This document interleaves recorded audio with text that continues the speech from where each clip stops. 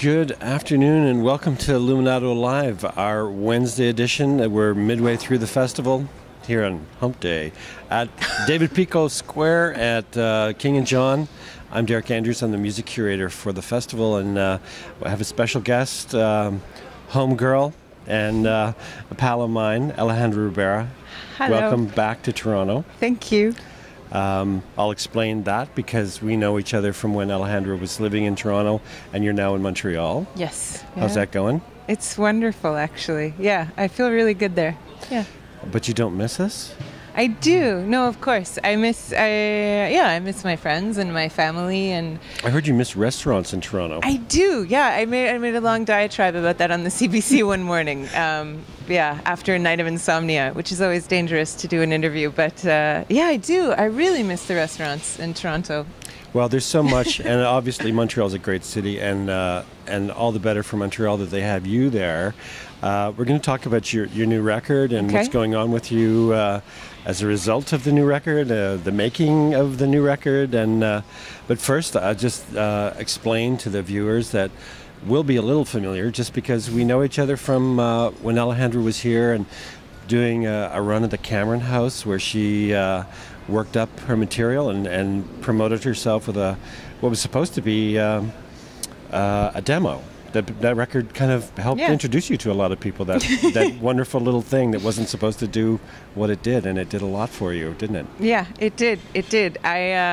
It was that whole bar scene was a pass the hat, and the inspiration to make that record was really just, what if there's not enough money in the hat to pay the band? So I'll make a little bit of merchandise to sell, and and give people a taste of what I do. But yeah, it really was a demo. I didn't think it would be seen as a record, and then the next thing I knew, the CBC was playing it, and it was. And you were selling out great. Hughes Room for 2 nights in a row, and winning fans over, slaughtering them in the streets. It was wonderful to see how many people fell in love with you when they heard your music. It was a really fun time. I remember because I used to live right across from the Cameron House, and I remember like in the last few weeks that we were there when the buzz was really strong, looking out my kitchen window and seeing like a line outside the bar and thinking, oh wow, that's so cool. That's pretty cool indeed. Oh wow. And then we lost you to Montreal as you went to make the record. We were actually working together and helping seek out some of the special ingredients to that, including the fellow who produced Loss's record, Jean Massicotte, who you ended up landing. That was a great accomplishment. Yeah, it was a long journey to get to work with him, but well worth the wait. And as you said, I moved to Montreal thinking, okay, I'm just going to go and make a record with this guy who's based there, and his studio is based there. And we ended up really taking our time, leaving lots of space, and we actually recorded the whole thing over the course of a year. So, at that point you look and you say, well, this has become home. While I wasn't looking, this became home. So, yeah. And you settled into Montreal, meeting many of the people around Jean, including Yves de Rossier, who worked on Loss's first record and was a close associate. You got to know that community in particular? Yeah, it was it was kind of kismet. The first week that I was there, I was invited to perform at an homage for Lassa, and a community that she'd built over 18 years was well represented that evening, and I got to meet them over the course of that week. And so it was a pretty incredible social and musical introduction to a community to move to a new town and suddenly, get to be in the presence of those people. And people like Eve and I ended up working together, which was cool, and Mario as well, who also played with her. And Eve plays almost all the guitar on the record, in fact. We're going to talk a little bit more about that, but for those who are not familiar, and I won't shame you by saying you should really know who Lassa da Silva was, but I do still run into people who never had her music come to them. She was the biggest selling world music artist in Canada and died tragically way too young. She was a Mexican-American heritage living in Montreal, singing in French, Spanish, and English, which you do as well, being of Argentinian and Scottish heritage. You don't sing anything in brogue, though, I hope. No, not yet. A little Scottish in your repertoire, isn't there? Well, we 500 miles? we did manage to find a place on the record to put bagpipes. Okay. In fact, so yeah, there's definitely a stamp there, and then of course a tribute to the Proclaimers and 500 Miles in a version that's very twisted on its head, so not necessarily immediately recognizable. From Alejandra Ribera, what else would we expect? So the making of the record and what's happened with that. I know you're starting to get some acknowledgement. I saw something about a SOCAN top 5. What is that award that you've been acknowledged with of the year? Is it a nomination? Yeah, it's really beautiful. It's there are 5 songs nominated across Canada that have come out this year, and by an artist who's independent, signed to an independent label, and so my single "I Want" has been nominated, and it's so funny because I'm not much of an awards person, and I've always kind of, even when I was little, sort of shied away from all that sort of competitive stuff. But one cool thing about it is that because it's getting tweeted about and so on by the SOCAN and those kinds of people, I start getting messages from people telling me, like their connection to the song, and it's so amazing to wake up in the morning and just read these little notes about how something that you created in a totally different space is kind of touching people now in this way that you couldn't have imagined, and it's kind of magic. And wonderful. I mean, I think it's just more people getting to love you and your music, so roll with it and enjoy it. I know here in town, CBC's been playing "I Want" and going deeper. The CBC's been, I take it, very supportive of you, and but I also want to know about what's going to happen. Here we are at the beginning of the summer. Are you going to play around at Montreal Jazz Festival, right? Yeah, I'm really excited. I get to play at Club Soda this year for Montreal Jazz Festival, and we're going to go to Vancouver Folk Festival and Edmonton Folk Festival. Oh, super. Yeah. So it's going to be a really fun summer and just like soak it all in. Those are great audiences, and not to lean too heavily on the connection to Lhasa, and I was talking about singing in 3 languages, but she segued right into that folk festival circuit as well. She headlined and played a lot of those Western folk festivals where the listener has an openness to music that is really quite wonderful. I think it'll be the same tonight here at Luminato, where everyone will be open to hearing your music, but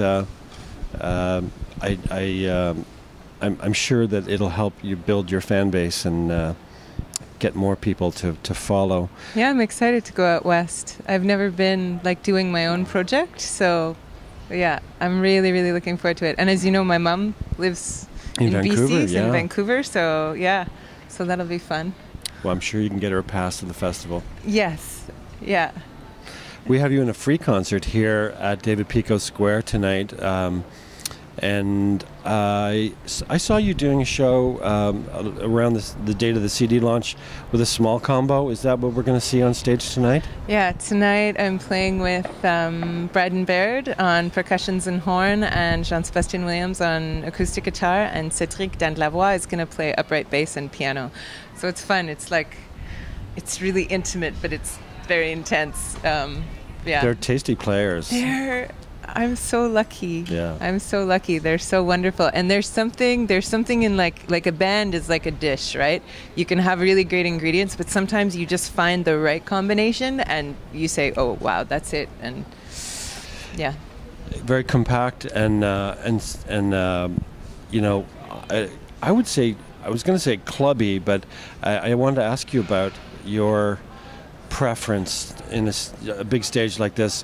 We're facing the stage that Alejandra will be playing on tonight, and it's built big enough to hold the Toronto Symphony Orchestra. So it's kind of a wall, and it's got PA and lighting and video screens, and hopefully not intimidating, but it's impressive. And so how do you feel about playing a big stage like that versus a small stage?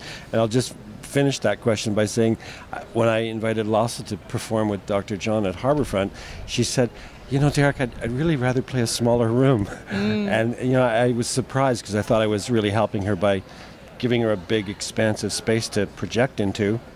How does that work for you? Do you like the big space, or? I actually feel really comfortable in both. Yeah. It's right now, I feel so at home with my band, but it also feels really free and really open.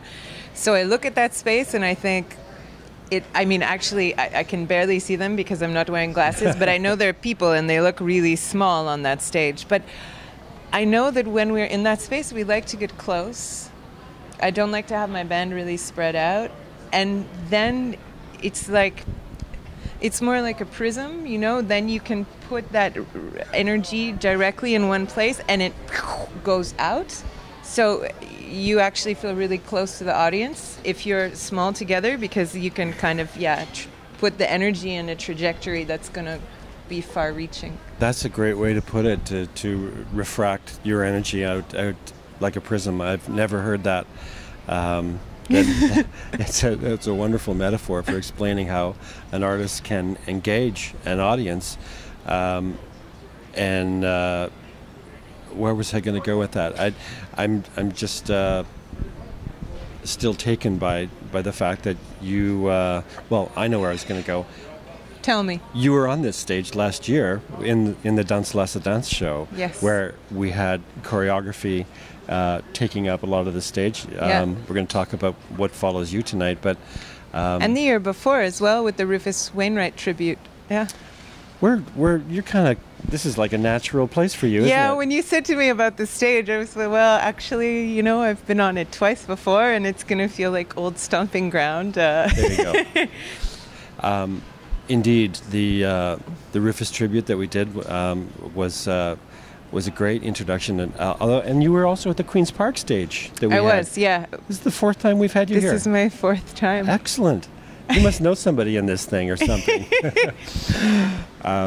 And the Danse Lasse Dance event last year, again, if you missed that and were not familiar, it was a project developed by the Curator people in Montreal. They commissioned a work that was an array of dancers and musicians who sang her repertoire, including yourself. Yeah. That was pretty special, wasn't it? It was amazing. Pierre-Paul Savoie did a beautiful job of you know, sort of orchestrating this show that involved, I think there were like 6 different choreographers, but it felt all connected, and it was such fun because it was different kinds of dance, you know, so yeah, it was great.